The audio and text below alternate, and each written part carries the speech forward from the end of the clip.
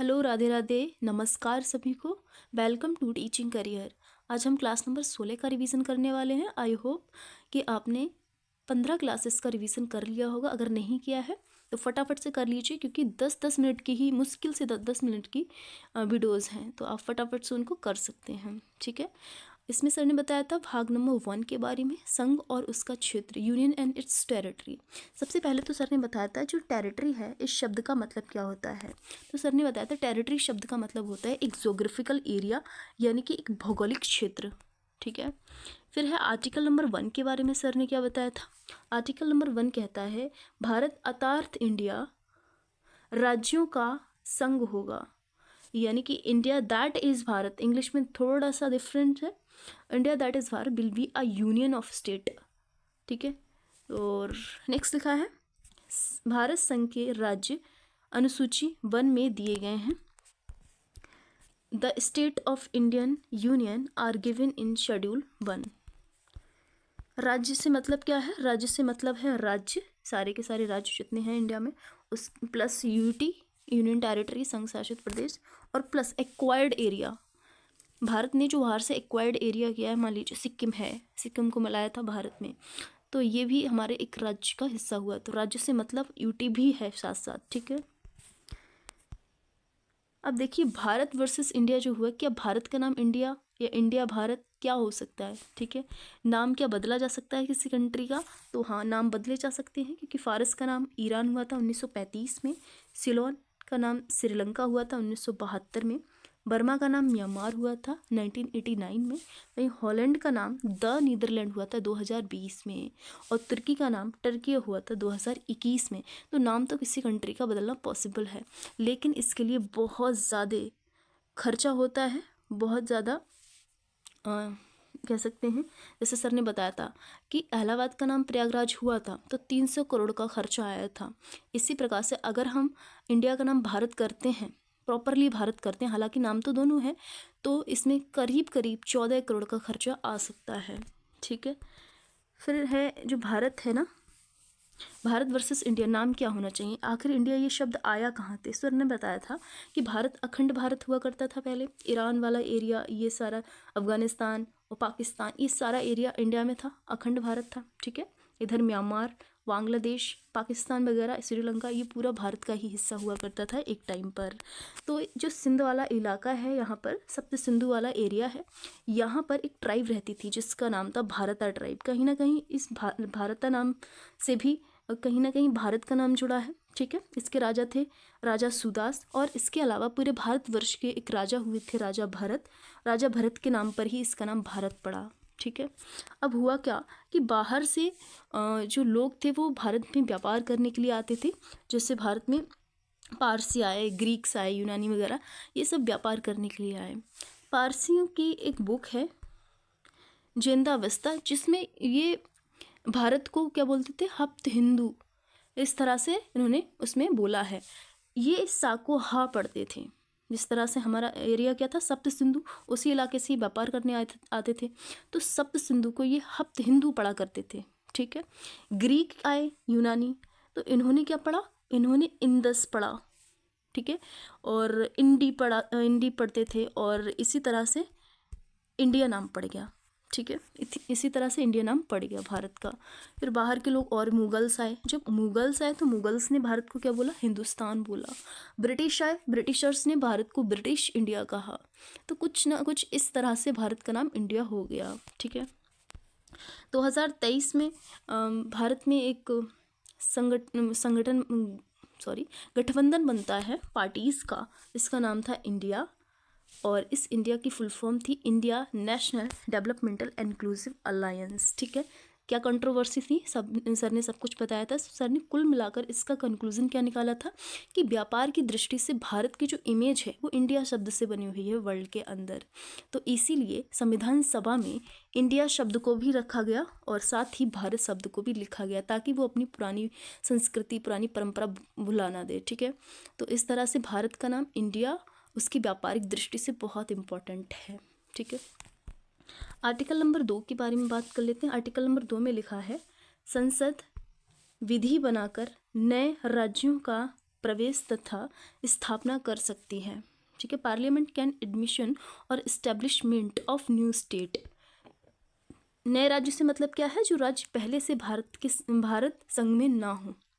स्थापना से मतलब है यहाँ पे जो राज्य नहीं है, किसी नए क्षेत्र को राज्य बनाना। एग्जाम्पल में सर ने दिया था, सिक्किम क्या भारत का हिस्सा हुआ करता था? स्टार्टिंग से नहीं हुआ था। सिक्किम को जो है 22वां स्टेट बनाया था भारत ने, 22वां स्टेट बनाया था।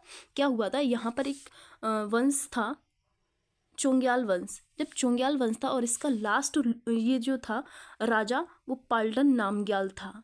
पाल्डन नामग्याल के समय पर सिक्किम में बहुत ज़्यादा अराजकता फैल गई थी और ये अंतिम संप्रभु शासक हुआ करता था। तो इसके खिलाफ जनता ने आवाज़ उठाना शुरू करी थी। जब जनता ने आवाज़ उठाना शुरू करी थी, उस समय भारत की जो प्रधानमंत्री थी वो इंदिरा गांधी थी। तो इंदिरा गांधी ने वहाँ पर अपने 5,000 जवानों को, हमारे 5,000 जवानों को यहाँ पर भेजा और वहाँ जाकर तख्ता पलट किया और इसी तरह से वहाँ की जनता ने भारत के फेवर में वोट किए। ठीक है, 97 पॉइंट कुछ परसेंट जो वोट थे वहाँ की जनता के, वो भारत के पक्ष में आए और इस तरह से सिक्किम को भारत का 22वां राज्य बना दिया गया। ठीक है, पहले इसे को राज्य का दर्जा दिया गया था। संविधान संशोधन 35वें के अकॉर्डिंग 1974 में भारत का सह राज्य बना था और फिर इसे 36वां कॉन्स्टिट्यूशन अमेंडमेंट के द्वारा एक पूर्ण राज्य का दर्जा दिया गया था 16 मई 1975 में। ठीक है, और सिक्किम को स्पेशल स्टेटस दिया गया है 371 F में। ओके, फिर है गोवा। सेकंड एग्जाम्पल क्या है? गोवा। गोवा को भी हमने कब एनेक्स किया था? 19 दिसंबर 1961 में। एज अ यूटी हमने इसे अपने भारत में मिलाया था। फिर क्या हुआ? और इसके अलावा पौंडुचेरी, बाद में गोवा को पूर्ण राज्य का दर्जा दिया गया। फिर पौंडुचेरी जो हमने फ्रांसीसी से ली है, और उसके बाद दादर नागर हवेली पुर्तगालियों से, दमन एंड दीव पुर्तगालियों से। इनके ईयर इंपॉर्टेंट है, तो ईयर तो आपको याद रखनी है, पेपर में पूछे जाते हैं। ठीक है, फिर है आर्टिकल नंबर 3। आर्टिकल 3 कहता है संसद विधि बनाकर भारत संघ के राज्यों का पुनर्गठन कर सकती है। यानी कि आर्टिकल 2 में हमने पढ़ा था कि बाहर की जो क्षेत्र हैं उनको हम अपने भारत में मिला सकते हैं, बाहर के क्षेत्र।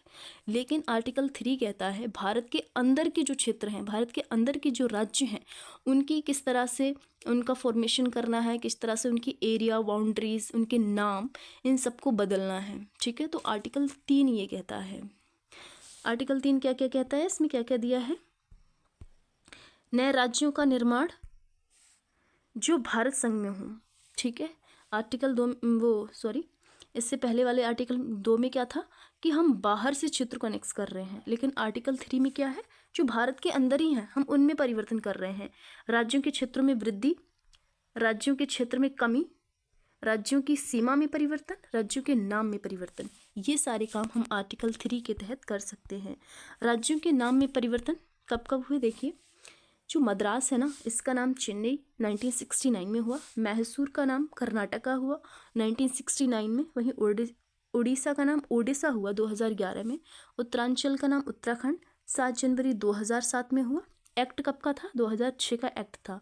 उस एक्ट के तहत 1 जनवरी 2007 को इसका नाम परिवर्तित हो गया, उत्तराखंड हो गया। और कैलकाटा को कलकत्ता 2001 में किया गया। ठीक है, और 5th कॉन्स्टिट्यूशन अमेंडमेंट हुआ था। इसमें क्या बोला था? राज्यों के पुनर्गठन के लिए राष्ट्रपति की पूर्ण अनुमति आवश्यक है। प्रभावित राज्यों की राय मांगी जाएगी, लेकिन बाध्य नहीं है। ठीक है, उनकी केवल राय मांगी जाएगी, ज़रूरी नहीं है वो राय मांगी ही जाए या फिर वो राय बाध्य हो। प्रभावित यूटी की राय नहीं मांगी जाएगी। भारत विनाशी राज्यों का अविनाशी संघ है, एक पॉइंट लिखवाया था सर ने। ठीक है, फिर है हमारा आर्टिकल 4 कहता है यदि आर्टिकल 2 और 3, यानी कि ऊपर हमने आर्टिकल 2 और 3 पढ़े थे, इनके पालन में संसद कोई विधि बनाती है तो इसे संविधान संशोधन नहीं माना जाएगा, अर्थात ये आर्टिकल 368 के बाहर माना जाएगा। ये साधारण बहुमत से होगा।